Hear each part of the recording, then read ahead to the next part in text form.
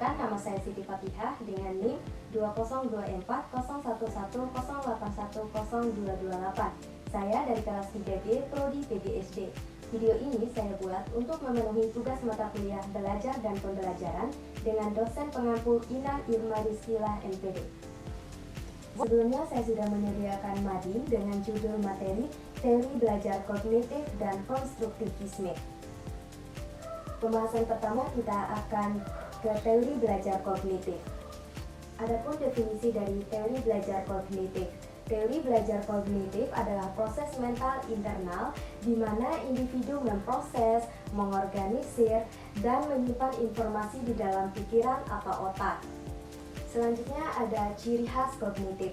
Di sini ada 4 ciri khas kognitif. Yang pertama, pentingnya insight. Dalam hal ini, siswa mampu melihat dan memahami hubungan antar konsep, bukan sekedar menghafal. Yang kedua, ada internal dan mental. Dalam hal ini, fokus pada proses mental berpikir, mengingat, memahami, bukan hanya perilaku yang terlihat. Lalu yang ketiga, ada peran ingatan.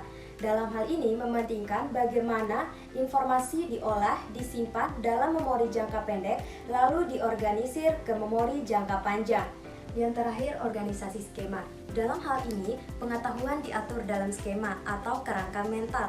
Belajar terjadi melalui asimilasi atau memasukkan info baru ke skema lama, atau bisa disebut juga akomodasi mengubah skema. Selanjutnya ada contoh penerapan teori belajar kognitif di kelas. Di sini ada 2 contoh. Contoh pertama, penggunaan advanced organizer. Dalam hal ini, guru memberikan ringkasan, tujuan pembelajaran, atau pertanyaan pematik sebelum memulai materi baru untuk menyiapkan pemikiran siswa. Yang kedua, teknik menghafal. Dalam hal ini, guru mengajarkan siswa seperti singkatan, akronim, atau lagu untuk mempermudah mengingat urutan atau daftar yang panjang.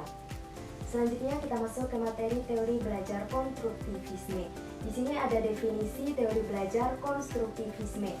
Jadi, teori belajar konstruktivisme adalah proses aktif di mana individu membangun atau mengkonstruksi pengetahuan dan pemahamannya sendiri berdasarkan pengalaman nyata dan interaksi sosial.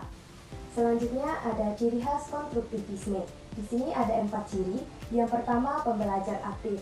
Dalam hal ini, siswa bukan penerima pasif, mereka adalah penyusun atau pembangun pengetahuan mereka sendiri. Lalu yang kedua, ada pengetahuan awal penting. Dalam hal ini, belajar terjadi dengan menggabungkan informasi baru dengan pengetahuan atau pengalaman yang sudah mereka miliki. Lalu yang ketiga, ada interaksi sosial. Belajar seringkali paling aktif melalui diskusi, kolaborasi, dan bimbingan dari teman atau guru. Lalu yang terakhir, ada belajar kontekstual. Dalam hal ini, guru harus memberikan tugas dan masalah pembelajaran yang relevan dan mirip dengan situasi dunia nyata. Selanjutnya ada contoh penerapan teori belajar konstruktivisme di kelas. Yang pertama, pembelajaran berbasis proyek atau PBL. Dalam hal ini, siswa ditugaskan untuk membuat prototipe solusi untuk masalah lingkungan lokal. Mereka harus meneliti, merencanakan, dan membangun. Lalu yang kedua ada discovery learning. Dalam hal ini, siswa diberikan bahan atau data, misalnya beberapa jenis larutan. Nah, selanjutnya, guru harus meminta siswa melakukan eksperimen untuk menyimpulkan sendiri sifat atau aturannya.